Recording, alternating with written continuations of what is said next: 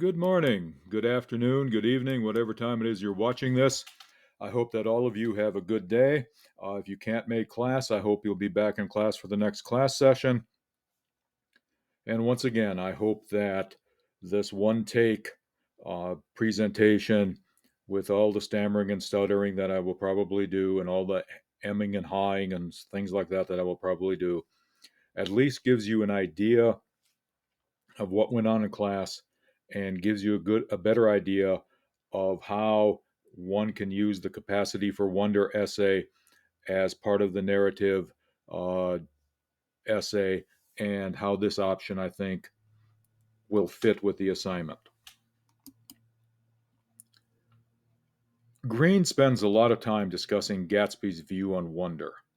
And I think there are several things that we should take a look at because Gatsby's view on wonder, I think, fits the popular conception of wonder that we run across in literature, in philosophy, perhaps, in general conversation.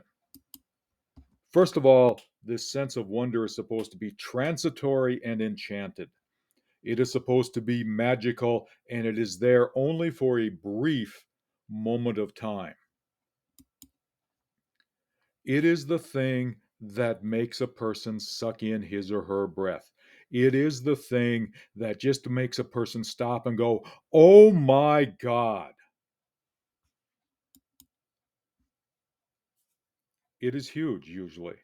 The expectation of the sense of wonder is that it is huge. It is the size of a continent. And let's face it, even Australia is a pretty huge place, and it's a small continent. Compelled. We are forced to encounter this. We have no choice but to encounter this. And we don't understand it, and maybe we don't want it. That's entirely possible. Finally, it's historic. It might only happen once. It's the last time in history we deal with this thing. And I may have lied. There may be one more. Nope. Okay. Wonder and awe in other literature. If you look at the Hunger Games, a lovely unearthly melody. It is beyond anything anybody has ever heard on this planet. It might be beautiful, it might require aesthetic contemplation, but it is unearthly. It is beyond what we have. Um, this is from The Knife of Never Letting Go. The Knife of Never Letting Go is a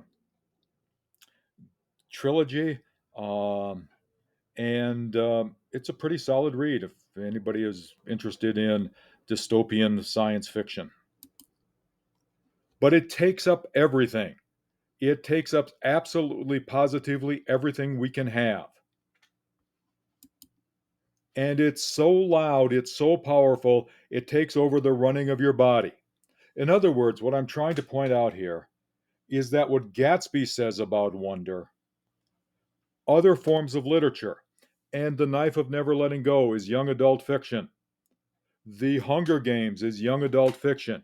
It's not just the high and mighty canon, it is almost every form of literature that makes us think about wonder as taking up everything, taking over the running of your body, sucking in your breath, compelling you above and beyond so that you think that it's all there is in the world. This is from the book Hatchet. Hatchet is a middle grade survival story, and it's a spirit sound. It affects the spirit, and it's a mystery. And then also from Hatchet, you can't think, you just hang on. You perhaps know that you are praying, but you don't know what the prayer was. You want to be with it, you want to stay with it, but as Gatsby points out, it is transitory. The wind moved to the lake, and most of the time, there's this ambivalence about the beauty and the terror. A terrible here, I think, is going back to that same sort of root that same sort of etymology, terror, full of terror.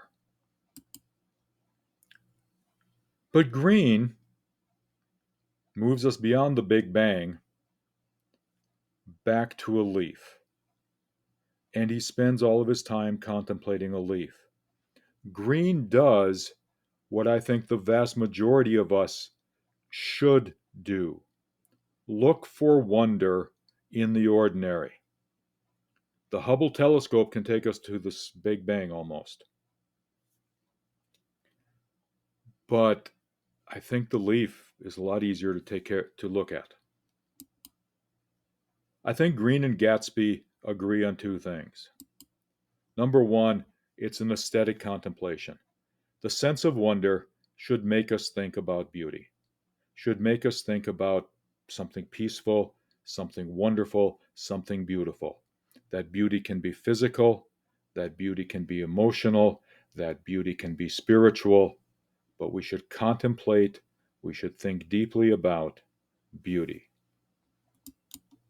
And I think sometimes we may not desire it at this moment, we may not understand at this moment, but I think Green and Gatsby both would say we should contemplate it at this moment.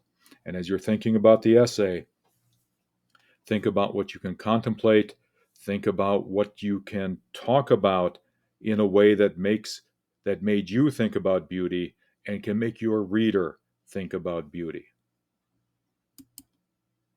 I'm going to talk about the essay now. This format, the good, the great, the bad, and the ugly, I stole it from a YouTuber, Nick Shabazz. Nick is a professor someplace, does a lot with audiology, the sounds and sound waves, and he reviews knives on YouTube. But this is his format when he does a knife review. I have stolen it. I don't think Nick will sue me. Humor. I thought the little bits of humor where we talked about Fitzgerald misspelling the word aesthetic after typing the same thing for 20 or 30 times. I guarantee you I would misspell the word aesthetic, and I guarantee you I misspelled the word aesthetic typing this out. And it was just a little bit of a laugh because I'm guessing everybody's misspelled that word. Maybe it wasn't much humor, but there was a little bit of it. I think the humor connecting the elements of the essay. He went from Gatsby to the hotel, and then he told the story of getting the Gatsby suite, tying it to the theme of Gatsby, the horrifying hotel, and the idea of excess. Being a theme of Gatsby, he had personal excess. All of that, I think, worked really well, and a little bit of humor, and then a broader sense of humor. There's nothing wrong with humor. Laughing at ourselves, I think, is awesome. Look, Gatsby's an easy connection. I think when we think about the sense of wonder, sometimes I think we want to think about a thing that nobody else has experienced. But remember the cubing exercise. With the cubing exercise, we were supposed to associate it with something. And Gatsby's an easy connection to associate with. So it's one of the really good things that he did. Perhaps it's even a great thing that Green does, because I'm willing to bet that all of you had to deal with Gatsby in English class. It's a reasonably accessible book. It's taught all over the place. I would argue perhaps that's a little outdated, but that's, my view, and I'm probably a minority. And he gave a correct reading of Gatsby. A lot of people, I think, read Gatsby wrong. And so it's a condemnation of the American ideal. It's a celebration of the same idea. And, it's a national scripture. We quote it. Okay.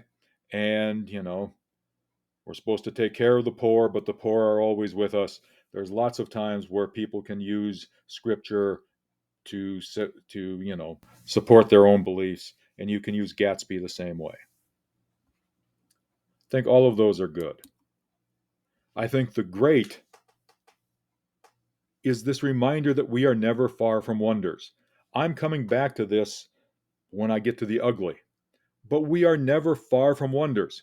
We are never far from the idea that things are great and wonderful. And whether it's Heinz ketchup, which I think is great and wonderful, whether it's the fact that a family hangs out and plays a board game together, that's wonderful. Whether it's the fact that people still smile, that's wonderful. Any number of things are huge and wonderful with that capital W, that sense of awe and wonder. And we should remember that we're never far from those. That's the great in this essay. It's the reason I assigned it. We'll go through the narrative and talk about why it fits the narrative. And then the bad. Our essays aren't as long as Green's podcast, so you cannot give the entire history of something. And I'm not sure we needed the entire history of Gatsby. Keep the focus on the narrative and the point you want the narrative to achieve. And again, I noticed the typo. I'll get that fixed before I go to class. I apologize. Keep the focus on the narrative and the point you want the narrative to achieve. And don't be like I just was and get sidetracked by the typo. Select the best details to keep the reader focused.